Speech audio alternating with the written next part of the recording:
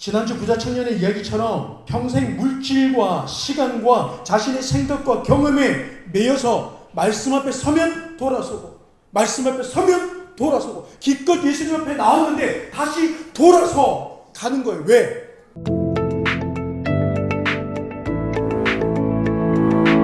자, 오늘 예수님께서 두 제자를 보내시죠.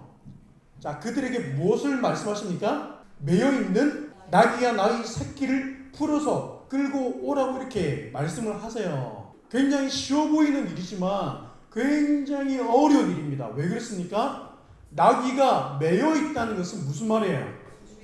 그렇죠. 주인이 있다는 이야기예요.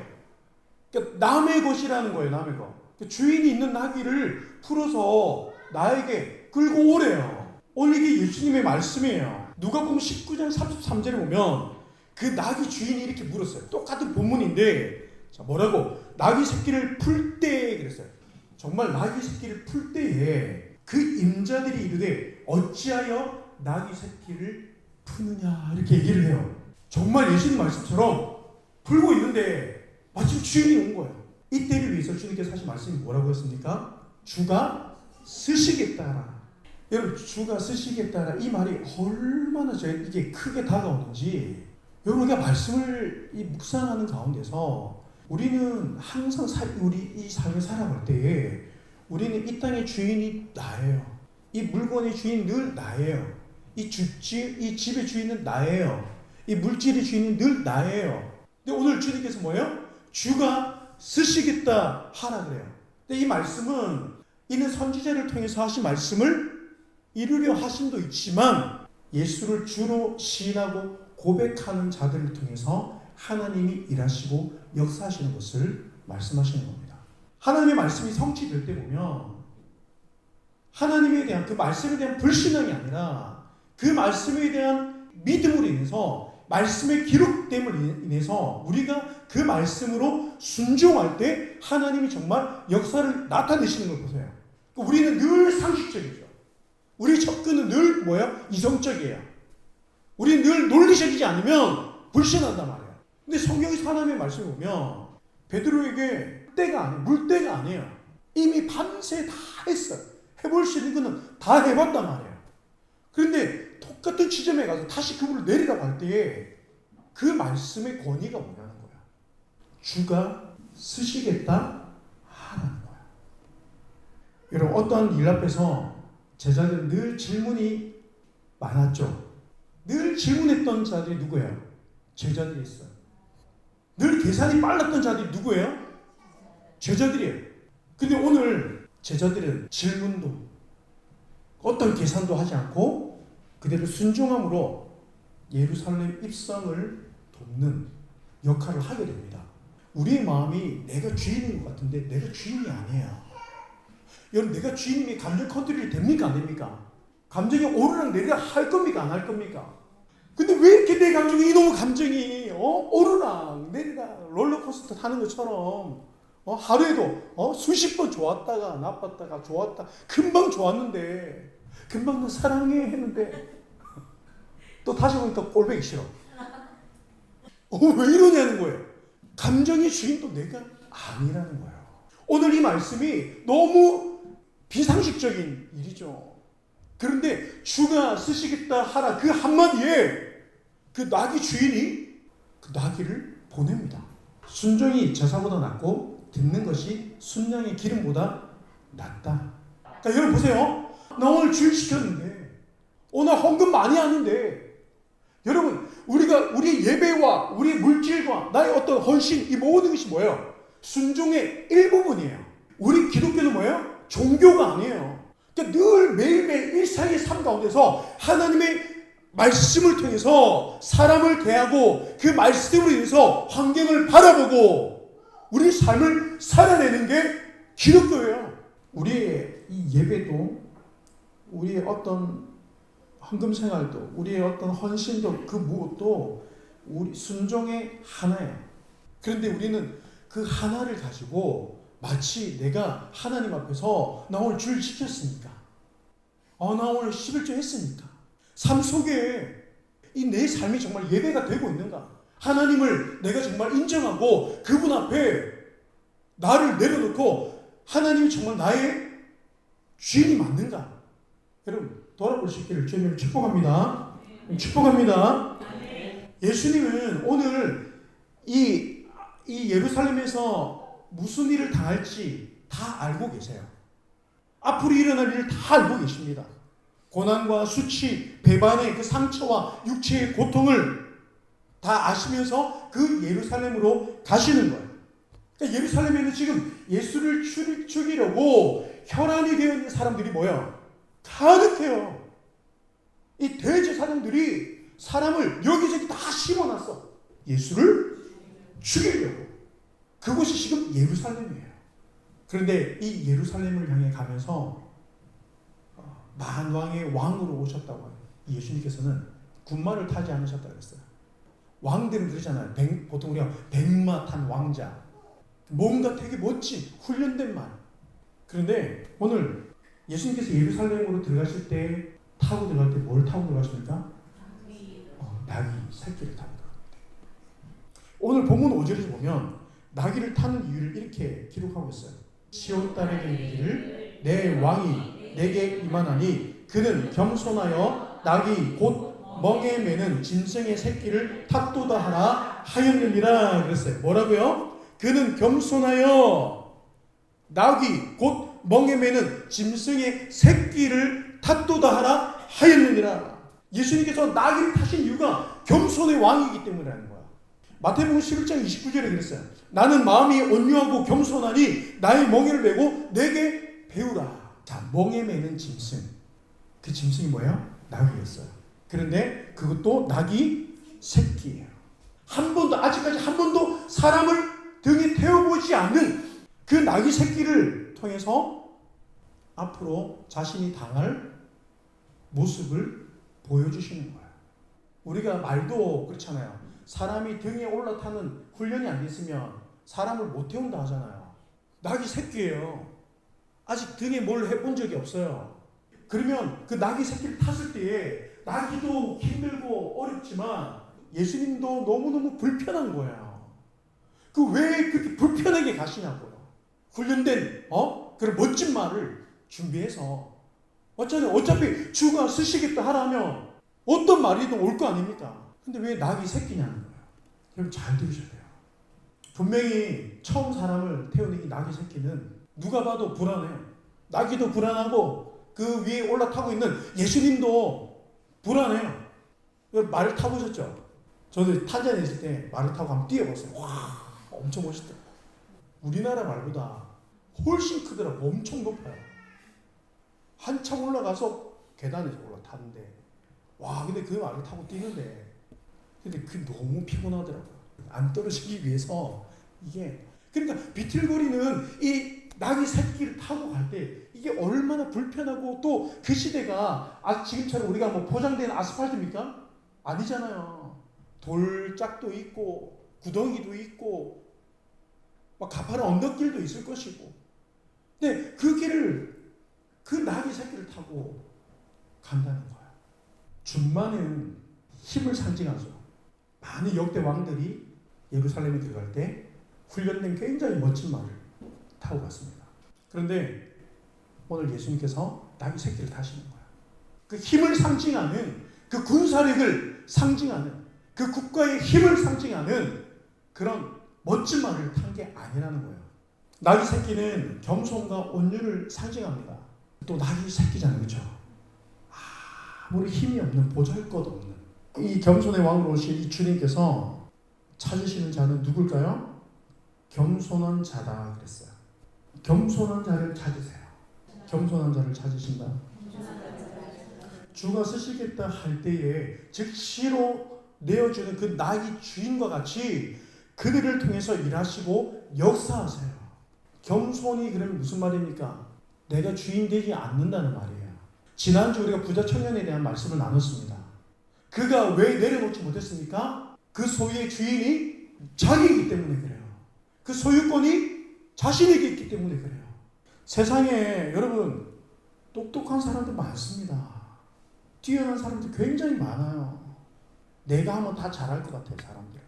내가 장사하면 잘할 것 같아. 대박 칠 것 같고, 뭐 성공할 것 같고. 우리 그래요, 여러분.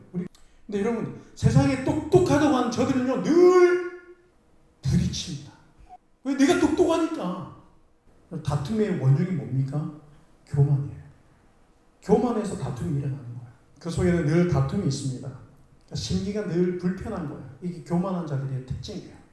이걸 봐도 불편하고 저걸 봐도 불편해. 성에 안 차는 거예요. 인정하기 싫은 거예요. 이게 무슨 말이냐면 이 벳박에는 열매라는 뜻을 가집니다. 그리고 베다니는 가난하고 고통받는 자들의 집이라는 거예요. 이 베다니가 그 뜻을 가지고 있어요. 그러니까 여러분, 심령이 가난한 자는 복이 있나니 천국이 저희 것이미요라는 말씀 아시죠? 그 지난주에 이 부자 청년, 그가 한 말이 뭡니까? 제가 무엇이 부족합니까? 제가 여기서 더 뭐가 부족합니까? 부족함이 있다는 거예요? 없다는 거예요? 없다는 거죠. 나는 완벽하다는 거예요. 다 아는 것처럼 얘기를 해요. 다 모든 걸 지키는 것처럼. 여기서 뭘 더해야 제가 구원을 받겠습니까? 하면서 혀를 찹니다. 왜? 나는 완벽하니까. 이 질문이 얼마나 교만합니까? 우리가 말씀 앞에서 자기가 돌아봐지지 않고 늘 다른 사람, 와, 이 말씀 저 사람이 들어야 되는데, 아, 이 말씀 오늘 딱 저 사람이 들어야 되는데, 그게 얼마나 교만해요. 여러분, 복음은 나를 겸손하게 만듭니다. 복음은 나의 위치를 알게 하세요. 그리고 하나님만을 바라보게 하십니다. 그래서 복음은요, 내가 하고도 부족함을 느끼고 드리고도 아까워하지 않는 거야. 왜? 내가 주인이 아니라 하나님이 내 인생의 주인이시기 때문에 주가 쓰시겠다 할 때 우리는 즉시로 순종할 수 있는 거야. 이게 늘 말씀 안에 믿음으로 살아가는 사람들의 모습입니다. 하나님이 매번 모든 일에 다 하나님 안 해요. 하나님이 정말 말씀을 통해서 계속 마음에 부담을 주실 때가 있어요. 여러분, 교만이 하늘을 찌르는 이 부자 청년에게 주님께서 뭐라고 말씀하십니까? 너의 전 재산을 팔아 가난한 자들에게 다 나눠주라 그래요. 여러분, 이 말은 청년이 가진 율법적 가치와 그의 정신, 너의 말대로라면 너는 너의 재산도 다 팔아서 가난한 자들에게 줄 수 있어야 된다, 이 말이에요. 진짜 전 재산을 다 팔아 줘라는 게 그 뭐예요? 너의 그 태도라면 거짓말도 안 하고 살인도 안 하고 간음도 안 하고 부모를 공경하고, 그래, 율법을 지켰어. 근데 율법의 최고 완성은 무엇입니까? 사랑이에요, 사랑. 너 가난한 자를 사랑할 수 있냐, 그 말이에요. 너의 말대로라면 너는 너의 재산을 마지막으로 정말 다 팔아서 가난한 자를 주면 너는 구원을 받을 것이다. 그런데 그렇게 하지 못하는 거야. 구원의 능력은 우리의 어떤 도덕적 행위에, 사람들이 인정하는 그 행위에 있는 것이 아니라 사람으로는 할 수 없지만 하나님으로서는 하실 수 있느니라. 할렐루야. 할렐루야. 그래서 우리가 십자가를 만나면 그 십자가 앞에서 그냥 눈물이 나잖아요.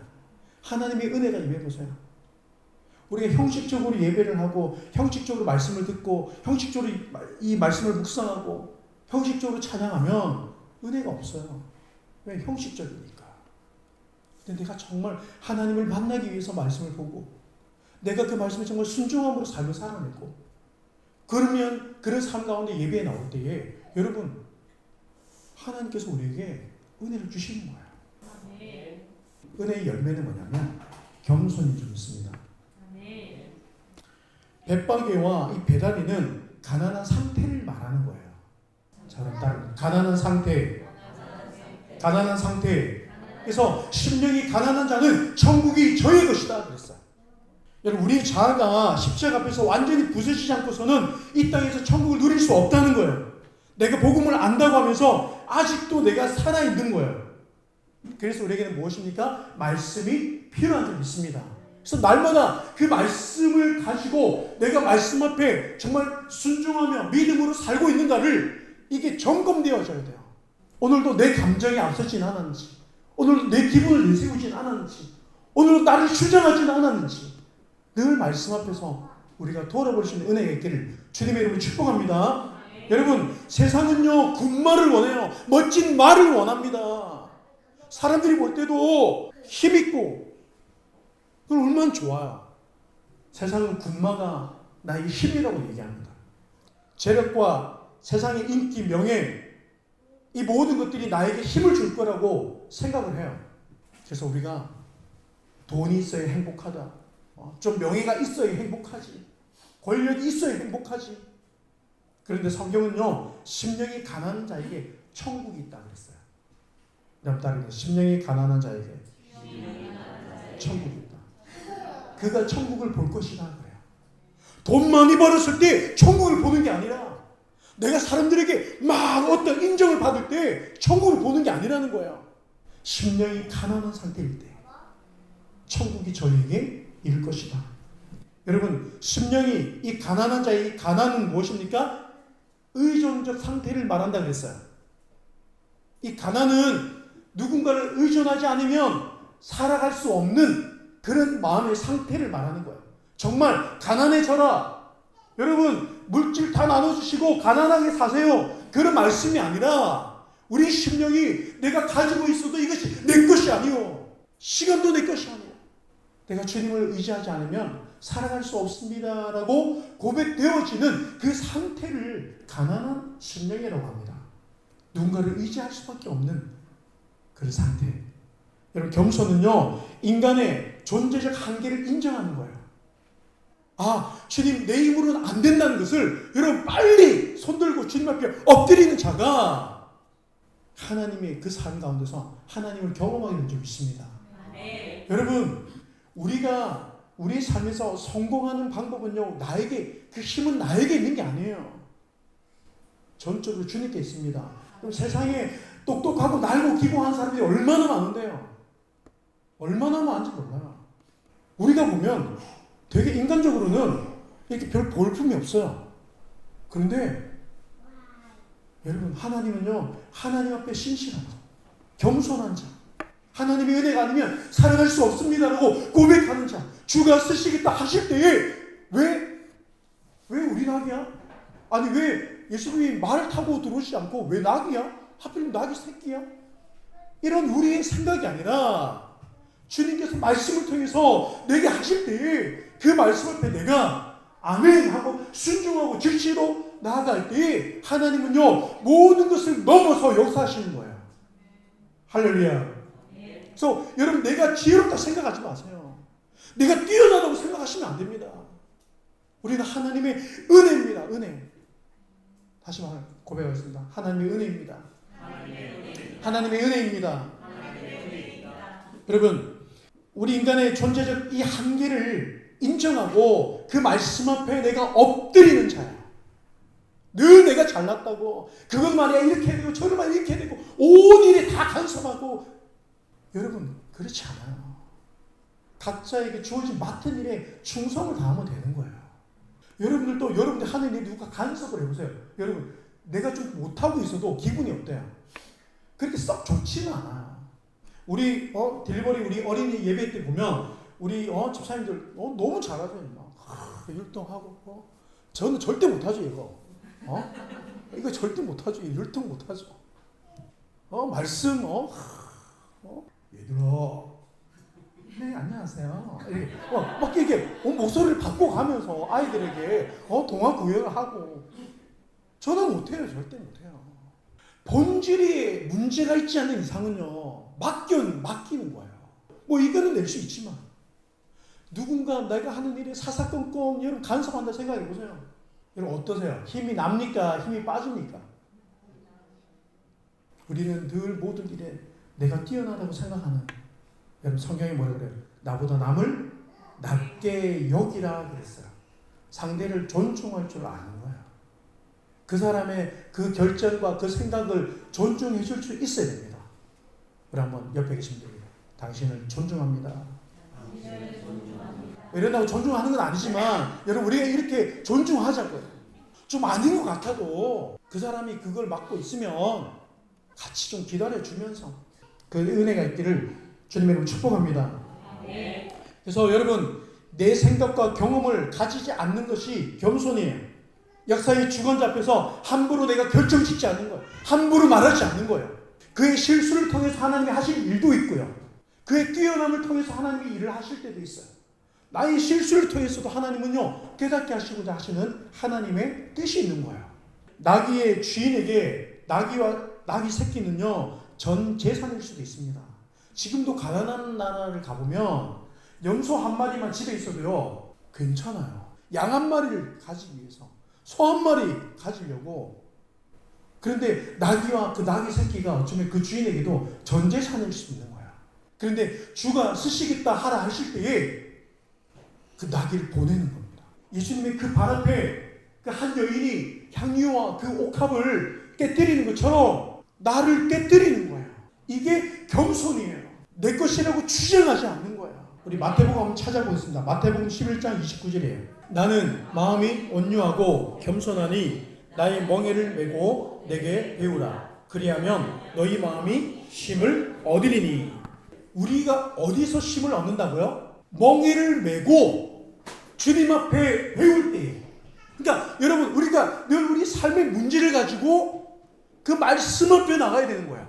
여러분, 우리가 말씀에 귀를 기울여야 하는 이유가 무엇입니까? 이 세상의 역사를 주관하시는 하나님이 나의 인생의 주인이시기 때문에 믿습니다. 그래서 우리는 그분의 말씀에 귀를 기울여야 돼요. 무엇을 말씀하시는지, 오늘 우리 가정의 상황 가운데서, 남편과 나와의 관계 가운데서, 부모와 자식 간의 관계에서, 나의 일상의 나의 삶의 자리에서 무엇을 말씀하시는지 날마다 귀를 기울이는 거예요. 신앙생활은요, 사람에게 물어서 하는 게 아니에요. 믿음의 길은 사람과 상의하면서 가는 길이 아니에요. 아브라함이 이삭을 바칠 때에 아내에게 묻습니까?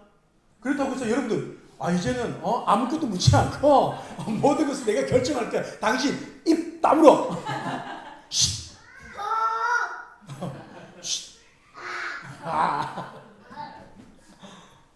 그런 얘기가 뜻이 아니에요.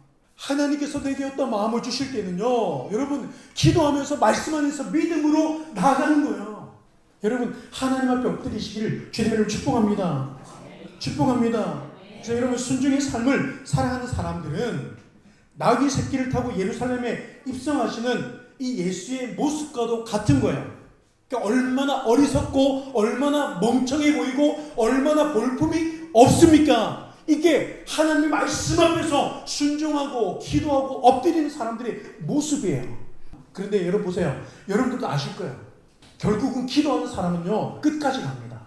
말씀 앞에 믿음을 순종하는 사람은요, 결국은 일어섭니다. 우리는 그것을 주변에서 보면서도 어리석게 늘 자꾸 내가 인생의 주인인 것처럼 그렇게 착각하는 거예요. 마귀가 계속 우리를 속이는 거예요. 우리 한번 따라해서, 인생의 주인은 내가 아니다. 나는 인생의 주인이 아니에요. 내 마음도 때로는요, 내가 알 수가 없을 만큼 무너질 때는요, 한없이 무너지는 게 우리의 마음이에요. 나의 인생의 주인은 하나님이신 줄 믿습니다. 할렐루야. 여러분, 손해보는 것 같고 때로는 좀 억울한 것 같죠. 그렇지만 이런 말씀 붙들고 기도의 자리에서 울며 씨를 뿌리는 자가 기쁨을 누릴 줄 믿습니다. 여러분, 누가 그랬습니까? 성경에 많은 사람들이, 한나가 그랬어요. 다니엘이 그랬어요. 세상에 잘난 그들의 모습과 다르게 그저 정말 미련한 사람처럼, 아무도 없는 사람처럼 그저 하나님 앞에 나가 엎드리고 울며 씨를 부를 때에 하나님은 그들이 낮아진 불을 높여주셨어요. 할렐루야. 그러니까 나를 높이시는 분이 하나님이세요. 그러니까 사람들에게 왜 사람들은 나를 인정해 주지 않지? 여러분, 백날 그래봐야 아무 소용이 없다니까요. 인정받기 위해서가 아니라 여러분, 묵묵하게 하나님의 신실하심을, 하나님의 선하심을 믿고 내게 주어진 삶을 여러분 신실하게 살아내시길 주님을 축복합니다. 겸손의 왕으로 오신 예수님은 겸손한 자를 찾으십니다. 그 겸손한 자들을 통해서 일하시고 역사하신 줄 믿습니다. 여러분, 예수의 멍에는 현실이 아무런 소망이 없어 보이고, 정말 이제 내가 예루살렘으로 가면 이제 나는 죽는 그런 상황이랄지라도 죽기까지 순종함으로 하나님의 구원을 이루시는 것을 본 줄 믿습니다. 내 삶에 소망이 없어 보이는 것은 하나님이 보이지 않기 때문이에요. 그러니까 이스라엘이 골리앗만 보이니까 소망이 안 보이잖아. 그런데 늘 하나님을 바라보고 살아가던 다윗이 골리앗 앞에 서니까 골리앗보다 더 크신 하나님이 보이는 거예요. 자녀도 그런 거예요. 와, 저기서 아빠가 보이면 두려웠다가도 금방 어떻게 해요? 힘이 납니다. 하나님을 바라보시기를 주님을 축복합니다. 그래서 말씀을 여러분 늘 틈틈이 꾸준하게 묵상하세요. 말씀이 내게 힘이에요. 지난주 부자청년의 이야기처럼 평생 물질과 시간과 자신의 생각과 경험에 매여서 말씀 앞에 서면 돌아서고 말씀 앞에 서면 돌아서고 기껏 예수님 앞에 나왔는데 다시 돌아서 가는 거예요. 왜? 자기를 내려놓지를 못하니까. 세상에서 볼 때는 화려하지 않고 볼품이 없어 보이지만 낙이 새끼와 같이 영혼을 살리고 일으키는 그 쓰여지는 인생이 되기를 주님을 축복합니다. 여러분, 순종은요, 내가 다시 살 수 있는 유일한 길입니다. 겸손은 내가 죽는 것 같지만 그게 하나님 나를 살리시고 세우시고 돕기시는 하나님의 방법이에요. 부르신다 예수 이름 부르며 나의 인생을 그렸네. 사랑을 못하고 결과 어떠하는지 주만 나아가기 원했네. 이제 돌이켜보니 그저 부끄러울 뿐 모두 다 주의 은혜라. 너의 끝에서 나를 주의 손이 이끌어 여기까지 인도하셨네. 하나님 사랑 날 떠나지 않고 끝까지 사랑하셨기에 오직 예수와 십자가만